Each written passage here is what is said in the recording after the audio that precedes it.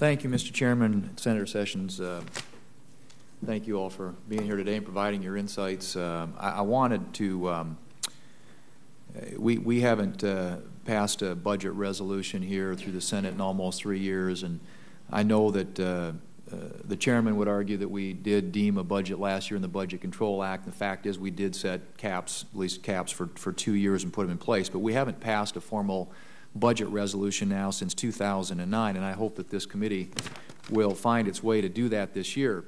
And the main reason for that, the reason that's problematic in my view, is that we've all made mention of the fact, or you have, that what's driving federal spending, and Senator Portman mentioned that just previously, is entitlement programs, primarily health care. Medicare and Medicaid are growing at multiples of the rate of inflation, and we can't sustain that over time. And so doing entitlement reform, doing something on taxes is absolutely critical if we're going to take on what I think are the biggest challenges facing the country from a spending and debt standpoint. But the other reason I think it's so important that we do a budget is because there's increasing, I think, concern among people out there, investors in the economy, about what Congress is going to do. There was a study of over 1,600 investors that was released on Tuesday that identified the national debt as being one of the top concerns on investors' minds as we head into this new year. The study also found that a significant number of investors believe that deficit spending, along with uncertainty coming out of Washington and excessive regulation, is holding the economy back. Similar poll was conducted for the U.S. Chamber of Commerce earlier this month that confirmed that 85% of small business executives think the economy is on the wrong track. And so the question I guess I would have, and perhaps Dr. Brannon, if you could kick it off, is do you agree that a formal budget resolution is important, not only because we've got to address the issues of entitlement reform and tax reform to help get deficits and debt under control, but also because we need to bring certainty to investors and job creators out there? I think there's a direct correlation between deficits, spending, and the economy and jobs. Now, we all talk about economy and jobs. Everybody, I think, in the country is concerned about that. Strikes me, at least, that the uncertainty that comes out of Washington with regard to how we're going to deal with these long-term problems is complicating the ability of the economy to get back on track and to create jobs. I think I agree with you. I think it would be, having a real budget resolution would be a good first step towards, and a signal towards investors and small businesses that Congress is really on their way to addressing the problem. It wouldn't be enough. I think we need to have real fundamental reform that might take more than that, but it would certainly be a good first step, and it would be a signal that maybe the gridlock that we've seen the last year or so might be a thing of the past. Yeah, Dr. Prakken? Anything that you can do to make fiscal policy, and hence the fiscal environment in which companies are trying to grow their businesses, more stable and more predictable has got to be helpful. So there's an interesting, it's a young literature, but it's interesting and it's growing, that attempts to measure fiscal uncertainty, among other things, by looking at how many temporary provisions are in the tax code, how valuable they are, when they're going to expire.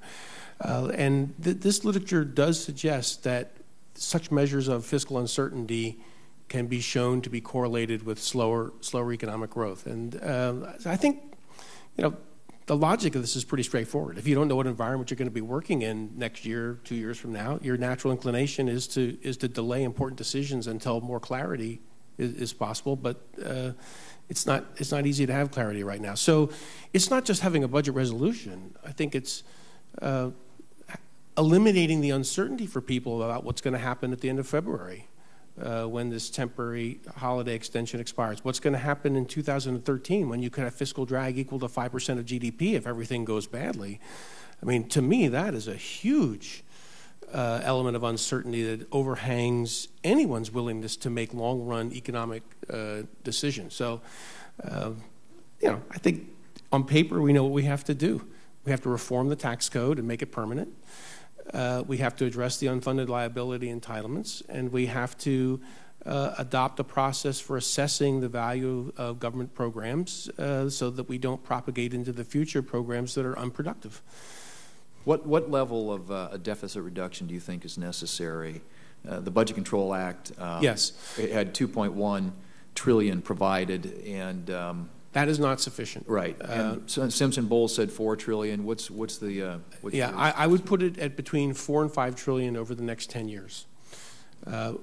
We did a study of this a little while back and showed that if you just continue on the current path willy-nilly, that within a decade you'll see inflation-adjusted interest rates starting to move up, and that the amount of deficit reduction that would prevent that from happening and stabilize the debt-to-GDP ratio at the end of the decade should be between 4 and 5 trillion, and that would actually be enough that when projected beyond that, you'd make a significant improvement in the unfunded liabilities that really otherwise would start to grow quite rapidly after that period.